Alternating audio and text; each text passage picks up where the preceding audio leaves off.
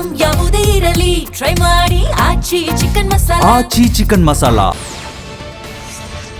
ಡಿವೈಡರ್ಗೆ bike ಡಿಕ್ಕಿಯಾಗಿ ಸವಾರ ಸ್ಥಳದಲ್ಲೇ ಸಾವನ್ನಪ್ಪಿದ್ದಾನೆ. ಬೆಂಗಳೂರು ದಕ್ಷಿಣ ಜಿಲ್ಲೆಯ ಚನ್ನಪಟ್ಟಣದಲ್ಲಿ ಅಪಘಾತ ಸಂಭವಿಸಿದೆ. ಚನ್ನಪಟ್ಟಣದ ಕುಡಿನೀರು ಕಟ್ಟೆಯ ಬಳಿ ಡಿವೈಡರ್ಗೆ ಬೈಕ್ ಡಿಕ್ಕಿಯಾಗಿ ರಘು ಸ್ಥಳದಲ್ಲೇ ಮೃತಪಟ್ಟಿದ್ದಾನೆ. ಚನ್ನಪಟ್ಟಣ ಸಂಚಾರಿ ಠಾಣಾ ವ್ಯಾಪ್ತಿಯಲ್ಲಿ ಪ್ರಕರಣ ನಡೆದಿದೆ. ಲೋಕಾಯುಕ್ತ ದಾಳಿಯಲ್ಲಿ ಬೆಳಗಾವಿ ನಗರಾಭಿವೃದ್ಧಿ ಕೋಶದ ಎಡಬಲಿ ಸಂಪತ್ತಿನ ಖಜಾನೆ ಬಯಲಾಗಿದೆ. ಎಡಬಲಿ ಅಜಯ್ ಸಿಂಗ್ ರಜಪೂತ್ ಬಳಿ 14 ಕೋಟಿ ಅಕ್ರಮ ಆಸ್ತಿ ಸಿಕ್ಕಿದೆ. 18 ನಿವೇಶನ, 5.96 ಕೆಜಿ ಚಿನ್ನ, 5 ಕೆಜಿ ಬೆಳ್ಳಿಯ ಆಭರಣ, ಹೆಂಡತಿ ಅತ್ತೆ ಹೆಸರಲ್ಲಿ SBIನಲ್ಲಿ 3.12 ಕೋಟಿ ಠೇವಣಿ ಇರೋದು ಗೊತ್ತಾಗಿದೆ. ಐಷಾರಾಮಿ ಕಾರು, ಬೈಕ್ಗಳು ಜಪ್ತಿಯಾಗಿದೆ. 1992ರಿಂದ 2006ರವರೆಗೆ ದಿನಗೂಲಿ ನೌಕರನಾಗಿದ್ದ ಈತ 2006ರಲ್ಲಿ ಪೌರಾಡಳಿತ ಜೂನಿಯರ್ ಇಂಜಿನಿಯರ್ ಆಗಿದ್ದ. ಚಾಮರಾಜನಗರದಲ್ಲಿ ಒಂದೇ ದಿನ 3 ಕಡೆ ಕಾಡಾನೆ ಪುಂಡಾಟ ನಡೆಸಿದೆ. ಮಂಚಹಳ್ಳಿ, ಚಿಕ್ಕರಂಗಶೆಟ್ಟಿ ದೊಡ್ಡಿ ಹಾಗೂ VS ದೊಡ್ಡಿಯಲ್ಲಿ ಕಾಡಾನೆ ದಾಳಿಯಿಂದ ಜನ ಆತಂಕಗೊಂಡಿದ್ದಾರೆ. ಮಲೆಮಹದೇಶ್ವರ ಅರಣ್ಯ PG ಪಾಳ್ಯ ವಲಯಕ್ಕೆ ಸೇರಿದ VS ದೊಡ್ಡಿಯ ಕಲ್ಲುಕೋರೆ ಹತ್ತಿರ ಕಂಬಿ ಮುರಿದು ಒಂಟಿ ಸಲಗ ಎಂಟ್ರಿ ಕೊಟ್ಟಿತ್ತು. ನಿವೃತ್ತ ಮಿಲಿಟರಿ ಅಧಿಕಾರಿ ತಂಗರಾಜು ಅನ್ನೋರ ತೋಟದಲ್ಲಿ ನಾಯಿಗಳು ಕೂಗಾಡಿದ್ರೂ ಬೆಳೆ ಹಾನಿ ಮಾಡಿದೆ.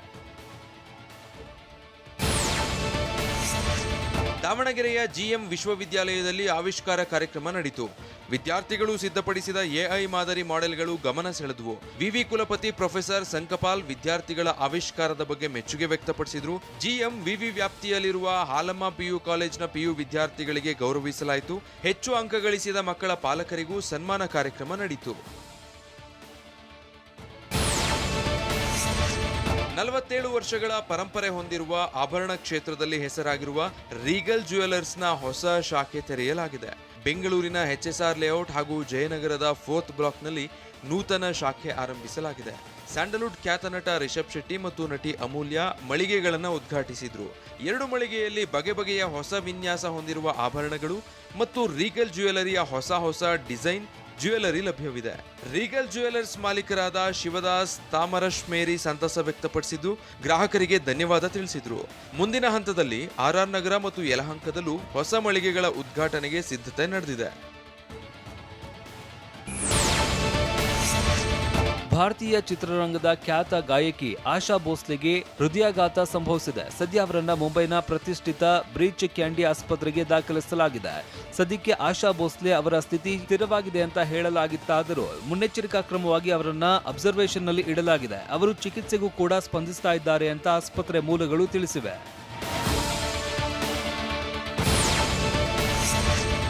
ಪಶ್ಚಿಮ ಬಂಗಾಳದಲ್ಲಿ ಬಿಜೆಪಿಯನ್ನು ಅಧಿಕಾರಕ್ಕೆ ತರಲೇಬೇಕು ಅಂತ ಪಣ ತೊಟ್ಟಿರುವ ಮೋದಿ ಬ್ಯಾಕ್ ಟು ಬ್ಯಾಕ್ ರ್ಯಾಲಿಗಳನ್ನು ನಡೆಸ್ತಾ ಇದ್ದಾರೆ. ಸಿಲಿಗುರಿಯಲ್ಲಿ ಪೂರ್ವ ನಿಯೋಜಿತವಲ್ಲದ ರ್ಯಾಲಿ ನಡೆಸಿ ಅಚ್ಚರಿ ಮೂಡಿಸಿದ್ದಾರೆ. ಇದೇ ವೇಳೆ ಆಂಬ್ಯುಲೆನ್ಸ್ ಒಂದಕ್ಕೆ ಮೋದಿಯವರ ಬೆಂಗಾವಲಿನ ಪಡೆಗಳು ಹೋಗೋದಕ್ಕೆ ಅನುವು ಮಾಡಿಕೊಟ್ರು.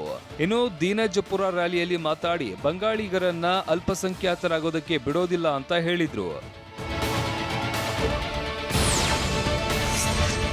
ವಿಪಕ್ಷ ನಾಯಕ ರಾಹುಲ್ ಗಾಂಧಿ ಮತ್ತು ಪ್ರಧಾನಿ ಮೋದಿ ಮುಖಾಮುಖಿಯಾದ ಅಪರೂಪದ ಘಟನೆ ನಡೆಯಿತು. ದೆಹಲಿಯ ಸಂಸತ್ ಭವನದ ಆವರಣದಲ್ಲಿ ಮಹಾತ್ಮ ಜ್ಯೋತಿಬಾ ಫುಲೆ ಅವರ 200ನೇ ಜನ್ಮ ದಿನಾಚರಣೆಯೆಂದು ಅವರಿಗೆ ಗೌರವ ಸಲ್ಲಿಸುವುದಕ್ಕೆ ಆಗಮಿಸಿದರು. ಈ ವೇಳೆ ರಾಹುಲ್ ಗಾಂಧಿ ಕೂಡ ಆಗಮಿಸಿದ್ರು. ಇಬ್ಬರು ಮುಖಾಮುಖಿಯಾಗಿದ್ದು ಅಲ್ಲದೆ ಸೌಹಾರ್ದಯುತ ಸಂಭಾಷಣೆ ನಡೆಸಿದ್ದಾರೆ. ಸದ್ಯ ಈ ವಿಡಿಯೋ ವೈರಲ್ ಆಗಿದೆ. ಬೆಂಗಳೂರು ಮತ್ತು ಮುಂಬೈ ನಡುವೆ ವಂದೇ ಭಾರತ್ ಸ್ಲೀಪರ್ ರೈಲು ಸೇವೆಗೆ ಕೇಂದ್ರ ಸರ್ಕಾರ ಅನುಮೋದನೆ ನೀಡಿದೆ. ಈ ಹೊಸ ರೈಲು KSR ಬೆಂಗಳೂರು ಮತ್ತು ಮುಂಬೈನ ಛತ್ರಪತಿ ಶಿವಾಜಿ ಮಹಾರಾಜ್ ಟರ್ಮಿನಲ್ ನಡುವೆ ಸಂಚರಿಸಲಿದೆ. ವಂದೇ ಭಾರತ್ ರೈಲಿನಿಂದ ಮುಂಬೈ ಮತ್ತು ಬೆಂಗಳೂರು ಮಧ್ಯದ ರೈಲು ಪ್ರಯಾಣ ಅವಧಿ ಕಡಿಮೆಯಾಗಲಿದೆ ಅಂತ ನಿರೀಕ್ಷಿಸಲಾಗುತ್ತಿದೆ.